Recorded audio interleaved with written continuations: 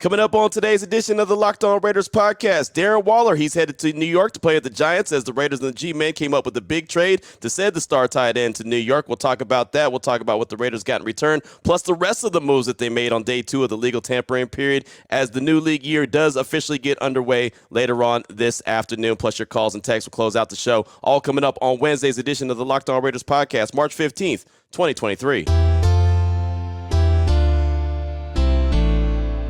Just win. Just win. Just win. Just win. The autumn wind is a raider, pillaging just for fun. He'll knock you round and upside down and laugh when he's conquered and won. And won. And won. And won. And won. And welcome in, Raider Nation, to another edition of the Locked On Raiders podcast. Thank you so much for making the show your first listen each and every day. Remember, you can find the Locked On Raider podcast free and available on all platforms, including YouTube. My man Ari is up on that job each and every day, making sure that we're on YouTube, looking good, sounding good. We're doing what we got to do. So many thanks to Ari. We do appreciate him. You can check him out on Twitter at Ari Produces. Matter of fact, go ahead and give him a follow, man. Again, he's doing something good for his country. He's making sure we're up on YouTube every single day, and we do appreciate that. And, man, do we got a lot to get to on today's show as the Raiders, as opposed to a year ago, got very busy in the legal tampering period for free agency, and especially got really busy on day 2. And it's funny, I actually had an opportunity to get back into the podcast studio at the Raiders Intermountain Healthcare Performance Center on Tuesday with JT the Brick and Lincoln Kennedy. We did the Raiders Roundtable, and that's up on YouTube right now, Raiders.com. You can check it out. And we hadn't done it since the Super Bowl. The week of the Super Bowl, we did it, and then we were always doing it throughout the course of the regular season. So we had become really familiar with getting in the studio and knocking these shows out. But the one thing that had happened every single time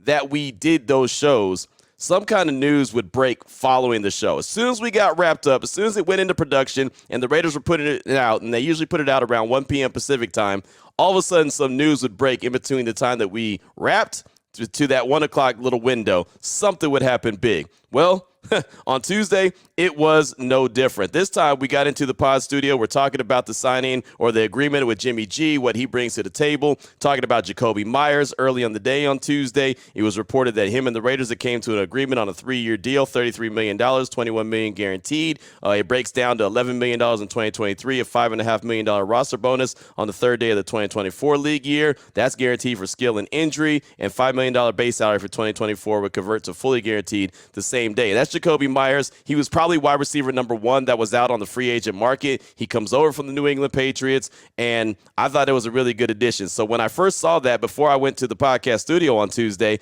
I said, okay, that's a good number 2 wide receiver. He could play the slot. He could play outside. He's a good route runner. He's a guy that's going to be sure-handed. He's going to catch the ball, and things will open up if he's playing across from Devontae Adams. It led to a lot of speculation that maybe Hunter Renfrow would be on the trade block since he has a lot of guaranteed money becoming, guaranteed on Friday, and because Jakobi Meyers plays the slot. But, it could be something as simple as they want to add another weapon to go along with Hunter Renfrow and really make the offense pretty nasty. Or maybe there is something in the works. You just don't know. And, of course, we won't really know officially until Friday when that money becomes guaranteed on Hunter's contract. But I thought that was going to be the big headline. Talking about Jimmy G, talking about Jakobi Meyers, talking about some of the smaller signings like the Marcus Epps and, guys like that. Brandon Faison returning to the team. I thought that's what it was going to be all about. So we wrap up the show. Really good stuff. Enjoy talking to Lincoln again. And I go back to the radio station and go into a meeting. And I leave my phone in my office because I never like to take my phone to meetings because, it goes off all the time. And I just feel like it's rude to be in a meeting like that. So I leave it in my office. I head back to the office, and I see all these notifications that I missed. I see all these text messages that I missed. I see Twitter has been blowing up. And what news do I walk into? Darren Waller he didn't agree to a trade. The Giants and the Raiders agreed to trade for Darren Waller in exchange for a third-round pick. So the Raiders get a third-round pick in return. That turns out to be the number 100 pick overall in the third round. That's actually a compensatory pick that the Giants picked up when they traded for, or when they got when they gave up Kadarius Toney to the Kansas City Chiefs. So Kansas City gave them that third-round pick, number 100 overall. The G-Men sent that back to the Raiders in exchange for Darren Waller. And, it had been conversations going back to last season during training camp when he wasn't practicing because he was was injured. He wanted a new contract. That was the conversation. A lot of people were frustrated by that. But, they went along. They let him heal up. They let him go return to training camp. They got him a contract extension. Then he missed some more time. And, more rumblings, but nothing was ever confirmed that they were, mad at Darren Waller or were upset or the fit wasn't there or whatever the case was. That never, ever materialized. But there were reports that came out on Tuesday following the agreement to the trade that the Raiders have been in talks for more than a year with Darren Waller, including nearly sending him to the Packers in the Devontae Adams trade. Now he heads to the Giants and is a key weapon for Daniel Jones. That's from Ian Rappaport of the NFL Network. So clearly where there was some smoke, there was some fire. The Raiders have been talking about moving on from Darren Waller for a while, even though they had gone ahead and gave him a contract extension. Now it just looks kind of silly. They gave Carr a contract extension, move on from him. Give Darren Waller a contract extension, move on from him. Hunter Renfrow, they gave a contract extension. What will happen? Well, we'll probably know something with Hunter when it comes, Friday when that guaranteed money kicks in. But we do know Darren Waller's headed to the Big Apple, and then the Raiders get a third-round pick in return. Look, I love Darren Waller on and off the field. I think he's a hell of an athlete, hell of a player, good dude. His story's even better. Right. I mean, everything that Darren Waller's been through in his career, I realize when, people say things are bigger than football. And look, I've been one that says things are bigger than football. For Darren Waller, life is bigger than football. And so I love the fact that he's always dedicated to himself as far as knowing what he has to do to stay right. And he's inspired a lot of people along the way, including Max Crosby, to get sober and kind of live that lifestyle, which I do, like I said, fully respect. He's headed to New York now. It obviously just didn't work out with the silver and black. He gets an opportunity to kind of get a fresh start and be the guy that he was a couple seasons ago. The reality of Darren Waller is, especially in the NFL, as we all know it's a business, he's on the wrong side of 30. He's only played in 20 games the last 2 seasons. He's been banged up quite a bit, going all the way back to, 2021 when he got injured in that Cowboy game on Thanksgiving in Dallas. I mean, he's been banged up, beat up quite a bit, and that's unfortunate. And again, of course, being on the wrong side of 30, it makes the guy a lot more expendable. The crazy thing about Darren Waller is that I was talking with Lincoln Kennedy on the Raiders Roundtable, and we were talking about the weapons. And look, this is way before we ever knew Darren Waller was on his way out of Las Vegas. And so I was talking to him about Jimmy G being the trigger man. I know he likes to throw the ball to the tight ends. They just brought Jacoby Myers in as well. Devontae Adams is obviously there. Hunter Renfrow is still there. So I was really asking Lincoln about really the weapons and how they all mix in. And it's funny because he just volunteered this answer about Darren Waller as far as blocking goes and how they need to improve blocking, not only from the tight end position, but also wide receivers. I thought this was very insightful for one Lincoln Kennedy on the Raiders Roundtable. We're going to talk about the ability to run the football. We've got to address the position of perimeter blocking. Mm-hmm. So the tight end position on the perimeter side is got to be objective. Look, I like Darren Waller. I like the receiving core. There's no doubt about it. But they've got to be able to block the perimeter. And right now, the Raiders need to address that when they come to the perimeter blocking, when it comes to receiver blocking, because you got to have receivers that can block on the end to be able to open up the outside runs, the objective run, those runs on the curb. So this is something that they need to address. They couldn't do it last year well. Look, I like the receiving core. I think you can open up things, but I'm also thinking about what you can do on the outside, the slide runs. You got to be able to get outside. You got to be able to block those perimeters. They need to address that as well. So there you go. And the thing about it is the draft is very deep when it comes to the tight ends. It's probably, as Daniel Jeremiah said, the deepest tight end class that he's seen in a very, very long time. I'm looking at Darnell Washington out of Georgia. He's also a Las Vegas native. Big dude. Monster dude. When we saw him at the Combine and I was actually standing somewhere near him, I just looked up like, wow. I mean, he makes Darren Waller look small, right? I mean, he is a big dude. He's great at blocking. Is he quite as athletic as Darren Waller? No, I wouldn't say that. But he catches the ball. He gets going downhill. People are going to make business decisions on if they want to try to stop him or not. And he is pretty nimble. I mean, the thing about it, I mean, he leaps over guys at times. I mean, he's a hell of a little player. And because he had a great combine performance, he's probably going to go higher in the draft than he was expected to go at first. So I don't know if the Raiders are going to have an opportunity to grab him or not. But, man, if they could, I think that would be a great addition. I do believe that they'll continue to address the tight end position. We all know Foster Morrow is a free agent right now, so the Raiders have not re-signed him. So maybe they will, maybe they won't. But Darren Waller was the big news for the Silver and Black on Tuesday as he is headed to the Giants, and they receive the third-round pick, number 100 overall in the upcoming NFL draft, which gives them 12 total draft picks and 5 in the first 110 picks. They pick at 7, 38, 70, 100, and 109. And I'm looking at this upcoming draft thinking the Raiders need to come out of there with 4 or 5 starters. And you don't need 12 draft picks. I think that this gives Dave Ziegler a great opportunity to sit there as the draft is starting to unfold and make moves, right? And just, be picky and say, okay, you know what? Let's move back. The guy that we're targeting is not going to go right now, so let's go ahead and trade back. We'll get him a few picks later. We'll collect a couple more picks. All right, let's package a couple of these picks. Let's move back up. I think they'll be able to target specific guys in the draft that they feel really good about. And that, to me, is exciting. I know everyone gets excited about free agency, but I've learned not to get fired up about free agency and the fact that you can't build your team through free agency. It worked for Jacksonville last year where they spent a ton of money on free agents, and it worked. They made it to the playoffs, and they had some nice moves. But more often than not, when you spin and you win the offseason, you rarely win when it matters, which is in the regular season. How many years did the Raiders win the offseason as far as free agency goes? Bring in all the big names and spend all the big money only for it to fizzle out and not work at all in the regular season. And I'm not saying that that's not going to be the case here. Free agency is a crapshoot, and the draft is as well.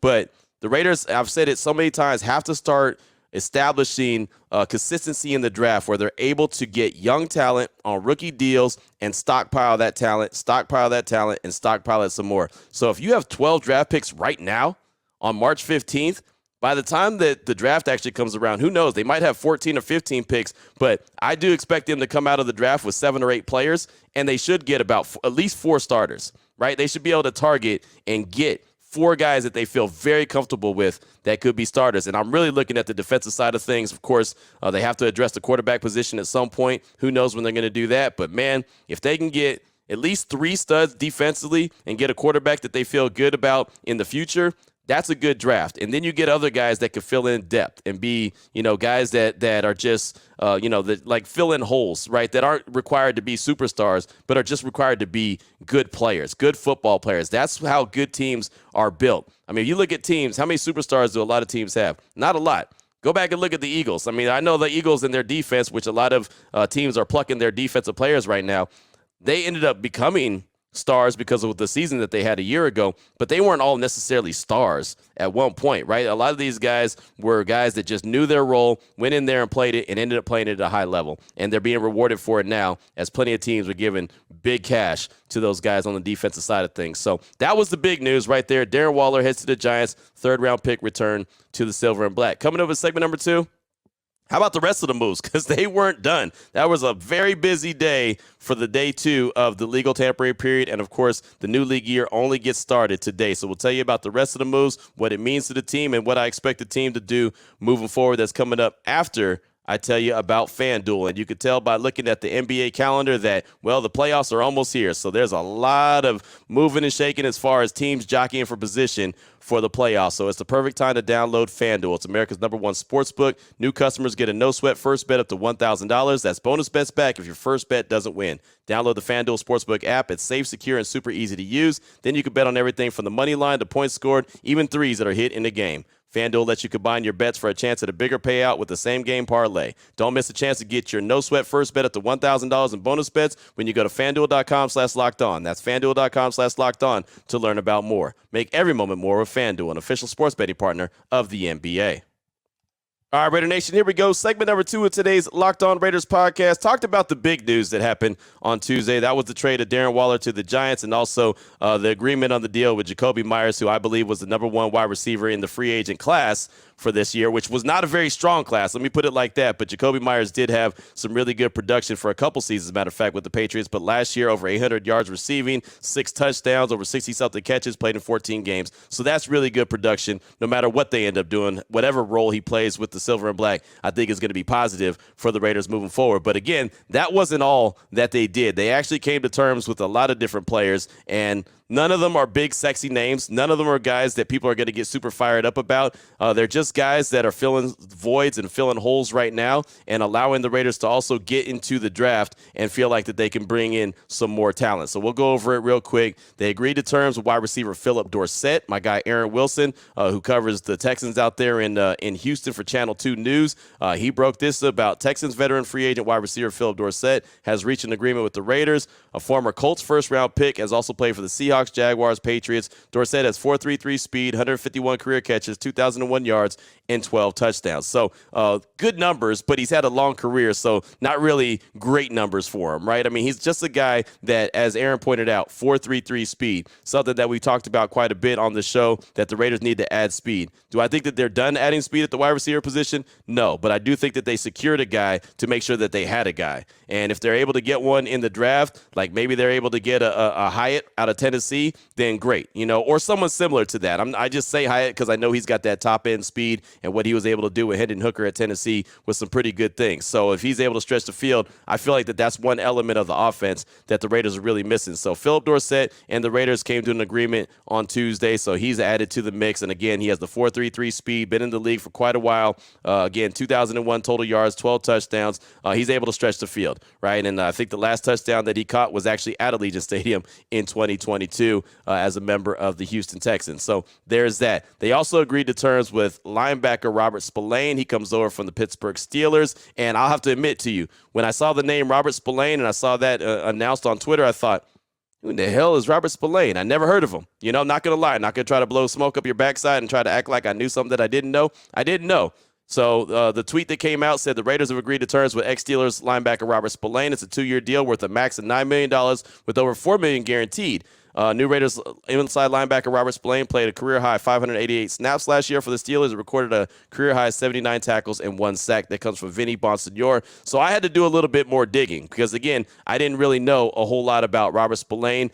He's a guy that, is a glorified backup that may be able to play a little bit bigger role. And I always get nervous with those kind of guys. It's kind of like the Nick Kwiatkowski move when the Raiders went and signed him from the Bears. He was a guy that was good at the role that he had. And then the Raiders tried to give him an expanded role, and it didn't really work out for him. But, the intention was great, right? The thought was great. It just didn't really work out. So guys like Spillane kind of make me a little nervous when you think that a team brings him in to have a bigger role. Sometimes guys are built to fill that bigger void, and a lot of times they're not. They're just really good at what they do. Again, a career backup is what he's been. But so I reached out to my guy, Chris Carter from Locked On Steelers, and I was like, hey, man, tell me a little bit about him. And he said, look, he's a guy that could tackle really well. He's good against the run. He's terrible in coverage. So don't put him in coverage. I mean, it's just being blunt about it. And I'm okay with that. Like, I want to know the honest truth about a guy. He is a guy that he said, was a fallback linebacker, backup plan in Pittsburgh as they were losing linebackers in free agency. So they were going to use him more if he hadn't got plucked by the Raiders, but clearly they didn't protect him. So, they're not really heartbroken over the fact that he's gone. So nothing to get excited about, but just an added addition. And it's funny because when I saw the tweet, I quote tweeted and said, all right, defensive help is on the way. And I'll tell you, man, Twitter is a cold, cold place, I guess. I mean, you got to be so careful, I guess, with everything you say. I said defensive help because he's a guy who plays defense. He's a guy who's going to be expected to play a role on the Raiders' defense. You don't give a guy a maximum deal worth $9 million with over $4 million guaranteed if you don't think he's going to play, or he's just a glorified special teamer. You don't do that. So he's a guy that the Raiders plan on plugging in on the defensive side of the ball. So I said defensive help, and because he's not a big name, everyone lost their mind. That ain't defensive help, Q. What are you talking about? And man, oh man, that started up a fire. And it's so crazy how the slightest things gets everyone so fired up and on edge right now. And the thing I keep trying to caution everyone is it's March 15th. The new league year is just barely starting.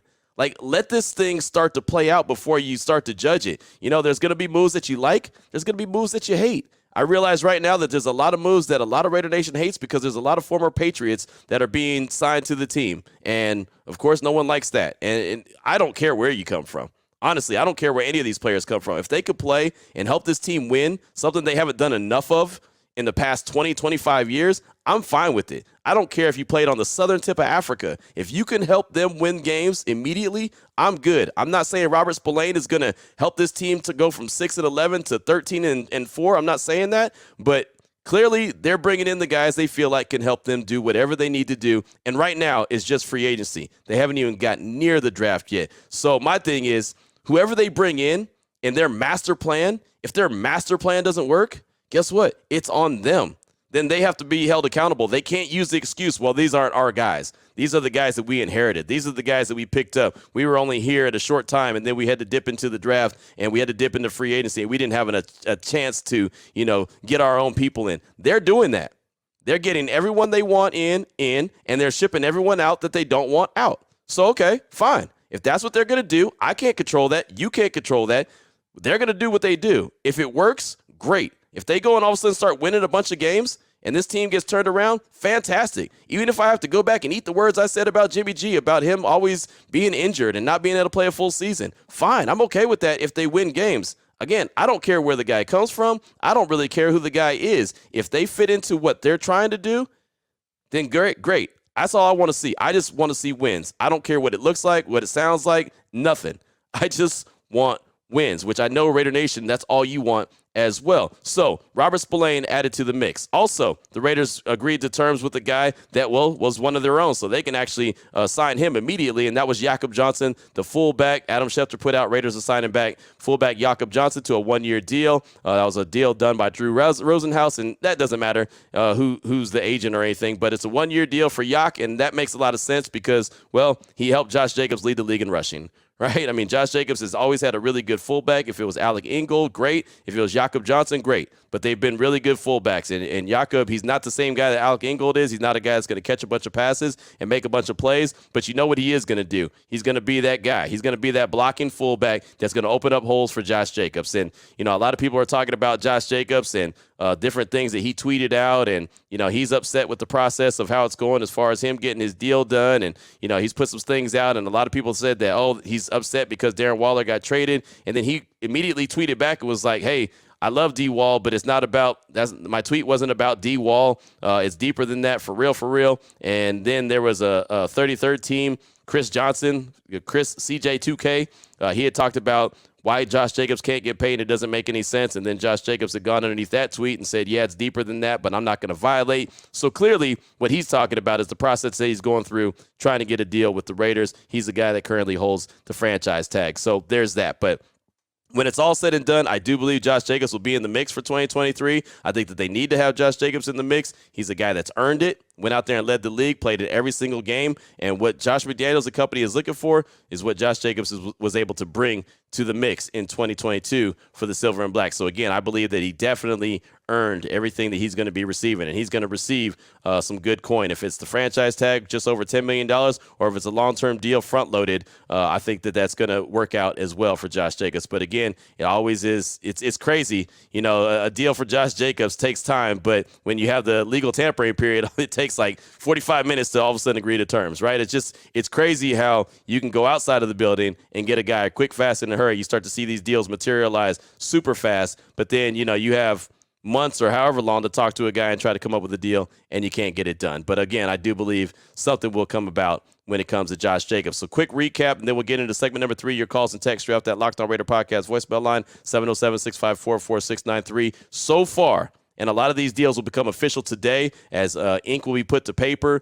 Guys will be in town. I know Jimmy G will be in town, I believe, on Thursday, so you'll hear from him pretty soon. And all these other free agents that are signing will be in town as well, signing their deals, and get to talk with the media and stuff like that. So far, free agency, the Raiders have tagged Josh Jacobs. He hasn't signed his franchise tag yet. They've re-signed Amir Abdullah, Netani Muti, Brandon Parker, Jesper Horsted, Jakob Johnson, and Roderick Teamer. Those are all guys that they re-signed that were former Raiders, guys that were unrestricted free agents. They've also signed from outside of the building or agreed to terms outside of the building with Jimmy Garoppolo, Marcus Epps, Brandon Faison, Jacoby Myers, Robert Spillane, and Philip Dorsett. They've also traded Darren Waller to the Giants and received a third-round pick, number 100 overall, giving them 12 total picks in April's upcoming draft. So there you go. That's a total recap of 2 days of the legal tampering period when it comes to the Raiders. And again, going back to a year ago, it was crickets.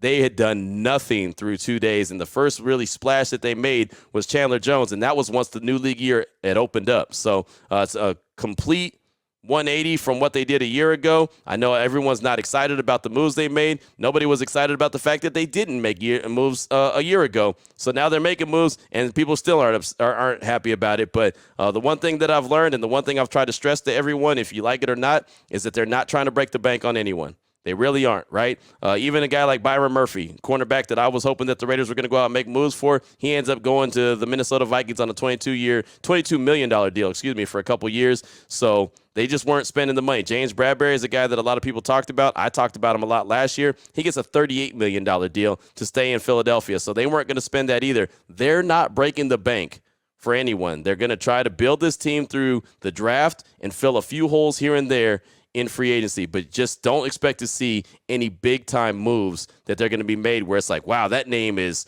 super great, right? Super sexy name. They're not going to do that. That's just not the way that they're built. That's just not in their DNA. So that's what I got for you for segment number 2. Just continuing to recap everything that's gone on through 2 days of the legal tampering period. And, of course, today is when the new league year gets started. 4 p.m. Eastern time and 1 p.m. Pacific time is when you can start putting pen to paper and everything be official. Your calls and texts coming up in segment number 3 after I tell you about the Ultimate Football GM. And hell, I just spent 2 segments talking about the Ultimate Football GM, right? Except for I wasn't talking about the game. I was talking about what Dave Ziegler is actually working on right now in the Silver and Black's front office. But today's episode is brought to you by Ultimate Football GM, and you can play this mobile game app, and it's a lot of fun, and it puts you in the hot seat just like Dave Ziegler. You make all the decisions from coaching to free agents to draft picks. Everything that we've been talking about is what you're going to do on this game. It lets you control and manage every strategic aspect of your team and then play through the season, and you can try to lead them to glory, right? Lead them to hoisting that Lombardi trophy. So you're responsible for everything. All this is a challenging and realistic game. Ultimate Football GM is completely free and is playable offline. You can play on the go as you want and when you want to. All listeners of the Locked On Raider podcast get 100% free boost of their franchise when using the promo code Locked On in all caps. It's in the game store. That's Locked On in all caps. Make sure you check it out today. You want to download the game, visit ultimate-gm.com or look it up on the App Store. That's ultimate-gm.com. Ultimate Football GM. Start your dynasty today. Here we go, Raider Nation. Segment number 3 of today's Locked On Raiders podcast. Your calls and text straight off that Locked On Raider podcast voicemail line, 707-654-4693. Went a little long in the first 2 segments, so won't have a lot of calls and texts here, but I'll try to get to a couple real quick. So let's start out with Emilio on Rancho Cordova. He's calling to talk about the moves the Raiders have made through 2 days of the legal tampering period, and he's got a lot of questions. Here he is, Emilio on Rancho Cordova. Hey, what's up, Q? This is Emilio from Rancho Cordova, man. I don't know. I mean, it's crazy. I mean, they got Jacoby Myers this morning, traded Waller, got another wide receiver, and then I like bringing back Faison, and then that linebacker from the Steelers. But, I mean, I'm just so confused about what the Raiders are doing. I mean, I just don't want them to trade Hunter Renfrow because they got that Dorsett or something like that, the speedster guy that used to play for the Patriots. So I don't know. You might be able to help me out. Maybe you kind of see what the Raiders are doing. I kind of see what the Raiders are doing. I guess they're trying to build a really high-power offense, but I guess they're going to address the defense in the draft since they got like 12 picks now. I don't know. This ain't usually what the Raiders do, but we got a new GM, we got a new head coach, so obviously they're figuring out something, I don't know. But from looking at it right now, it don't look good, but hey, I'm just hoping for the best. So, might be able to help me out here, Q. So, yeah, go Raiders, man. And continue doing your thing. I love listening to your podcast. You bring positivity and bring some like light, while other channels that talk about the Raiders kind of like are negative and kind of like woe is me and like, oh, we're not going to do good and stuff like that. So yeah, shout out, appreciate that. See you. All right, man. Thank you for the call, my man. And look, they're trying to address some needs and fill a few holes, right? They're trying to prepare for the draft as well. I know for a fact that Raiders GM Dave Ziegler and company want to do everything, build the team the right way, in their opinion, in their words, and try to really get it done through the draft. They're not trying to really build the team through free agency. Again, I don't know if that's going to be successful. I just know that that's what their plan is. That's what they've expressed to us. When Dave Ziegler was on the podcast a few weeks ago when I was at the Combine, he basically said that. You know, of course, they want to use free agency, but they really want to try to get into a habit of building the team through the draft. So we'll see. But again, I know it's not really a good answer to what you had to say in your questions, but it's really all I got at this point. So thank you so much for that call. I appreciate you checking in. Next up, got a text from West Slope Raider. Said, Q, West Slope Raider, seems obvious that this staff is looking to build a homegrown team through the draft this year. But Waller for a third-round pick, I feel like the short end of the stick for a known top asset at the position, even with a deep tight end draft and Waller's ability this last year.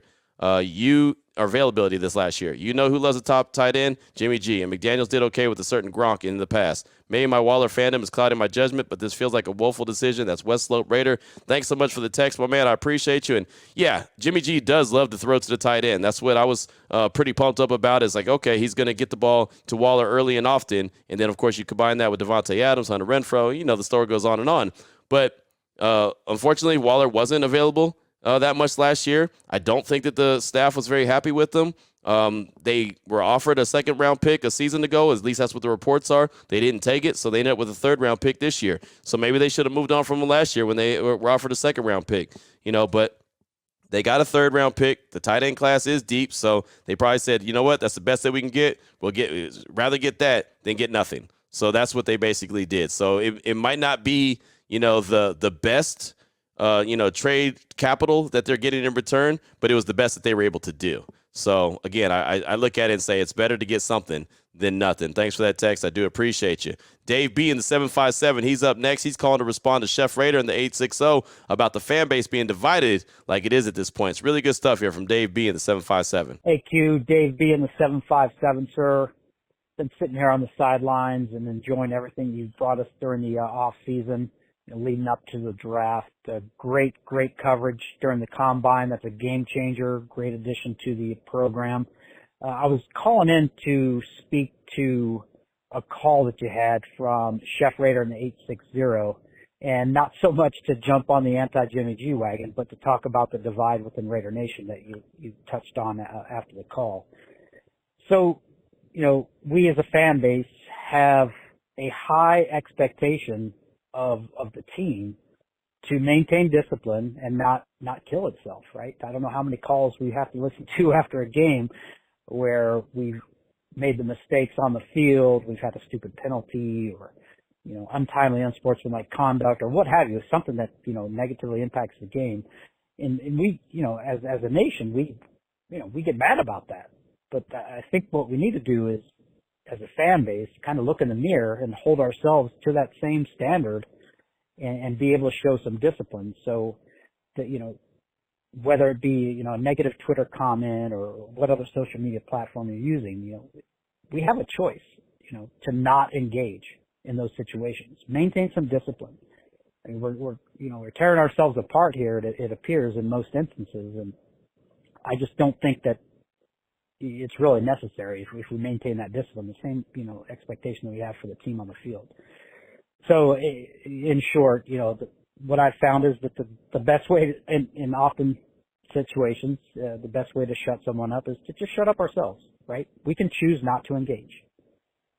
So with that, you know, I'll leave you with that, your thoughts, but keep up the great work and let's go Raiders. Thank you for the call, my man. I appreciate you. And yeah, man, that's probably the best idea, but we don't do it. And I know I'm guilty of it myself, is just not engaging, right? I mean, and it's funny because I try to engage because I try to explain myself and I try to respond to people that hit us or hit me with positive comments, and I try to respond to everyone that hits me with negative comments as well, because I don't want it to seem like, oh, well, he just responds to the positive stuff. Ultimately, I probably shouldn't just respond to anything, and it wouldn't be a big deal. But, you know, because I do respond to the positive ones, I want to make sure I respond to the negative ones as well. And I try to explain myself the best way I can. I know it's not easy through text and tweet and all that other good stuff. I try not to – well, actually, I know I'm not. I'm never disrespectful to anyone, even though some of the stuff that I get back and head in my direction is pretty wild and out there at times. But it just kind of is what it is, man. And so the thing that will fix everything is winning, right? Winning is the ultimate deodorant, right? The team starts winning, everyone's happy. Everything is better when you're winning, right? People call and they're happy. People text and they're happy. People tweet and they're happy when they're winning.